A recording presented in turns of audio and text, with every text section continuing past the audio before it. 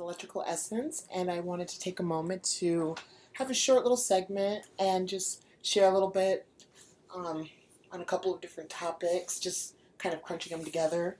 Um, I wanted to let everybody know that I will be doing a broadcast on astrology, and it's actually like a be like a astrology 102. So it's for beginners, and it's on the houses because I know a lot of people already know the signs, and a lot of people know, with the zodiac. But then when it comes to houses, it's above their pay grade. So, and I think it's very important that people should know their houses and their astrology chart, and just they should know their chart anyways, no matter what. I mean, it's you, it's your life, it's everything, and I just loved it when the piece dealer said, if you don't know your chart, you're basic.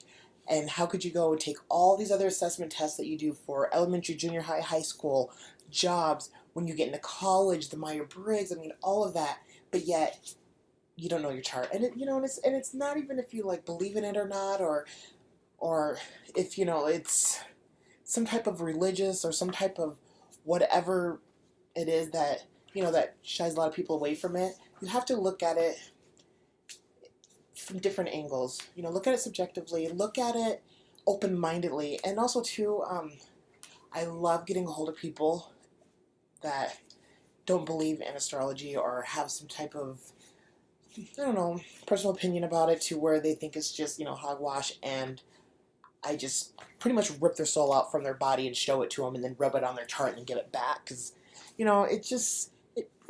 it's a lot more than what you think. I mean, you think about it. Our planets are the same correlation to the calendar. Monday, Tuesday, Wednesday, Thursday, Friday, those are named after the planets. Science, our math. I mean, there's just so much in the world right now that is linked to astrology. What happened was all the religious nutbags that, decided that they just basically wanted to be shitheads and fuck over everybody that they felt that they had some type of power over and wanted to influence. This is like beginning, Bible days of when they started piecing that book together. Decided to take a lot of things out of there because, knowledge is power. And the more you know, it gives you a leverage. And not just a leverage over other people, but a leverage over yourself. It gives you a whole new insight into how to control your life and have an influence on your own life and how to progress in your life and how to know yourself on such a deeper level, because they say, the keys of the kingdom are within yourself. You should know thyself.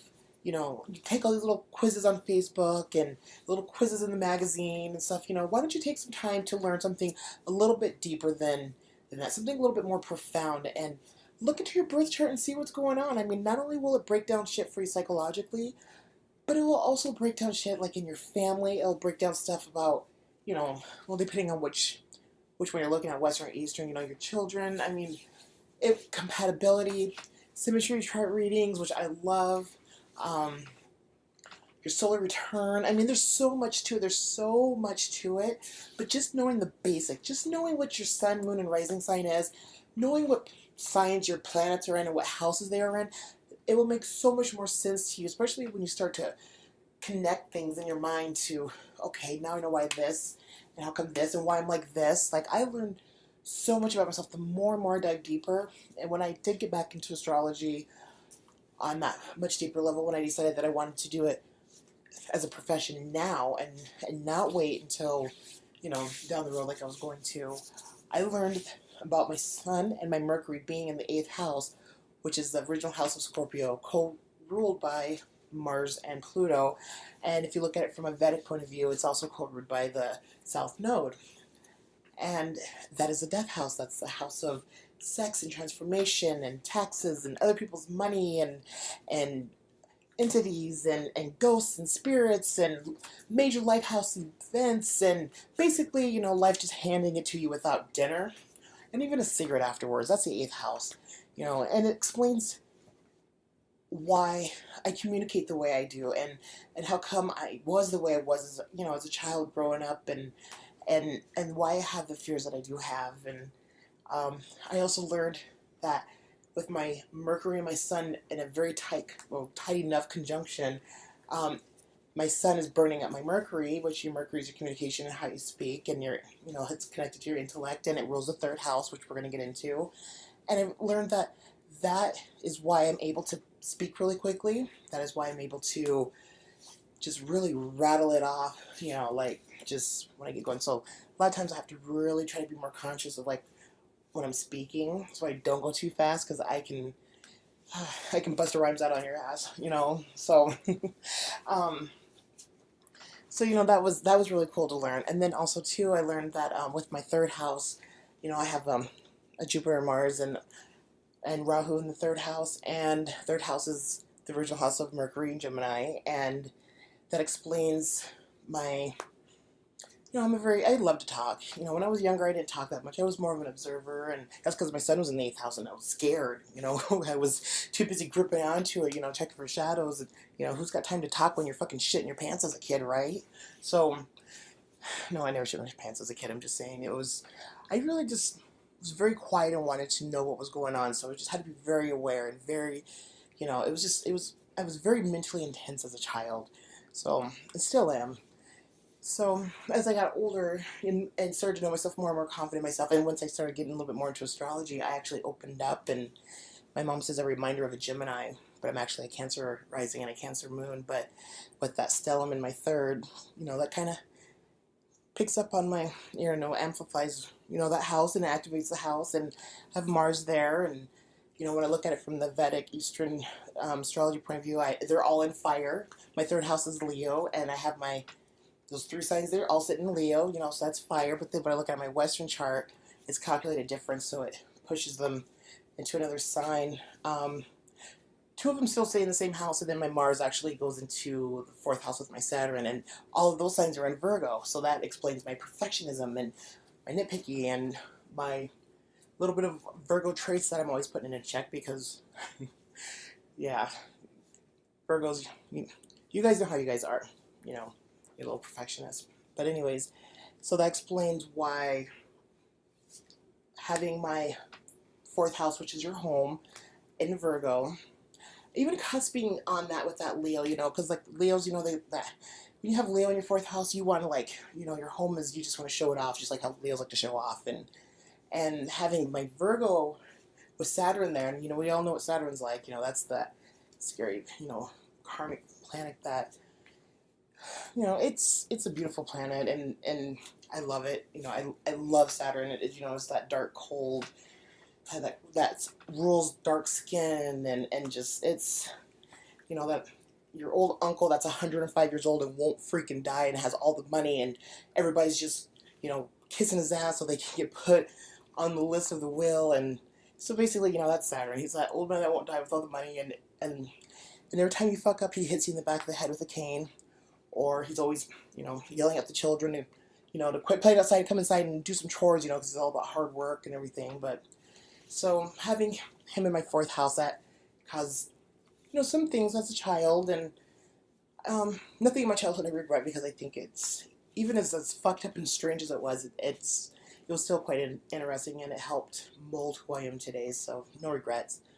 But Virgo, that fourth puts all that Virgo energy on it, that nitpicky, and I have really bad OCD. Like, I will literally have a panic attack if everything is, like, not a certain way, especially, like, in the living room kitchen area, and I've been like that for a very long time.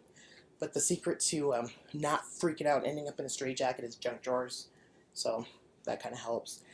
So, just to give you, an idea of why it's so important to actually try to take an interest in learning, even just the basic. The basics would be, knowing the zodiac signs, knowing the planets, and the houses. And most people do know about the planets. I mean, come on. I mean, if you didn't learn about the planets in elementary school, then, apparently your special ed teacher was not, correcting the attention span of the people in her class.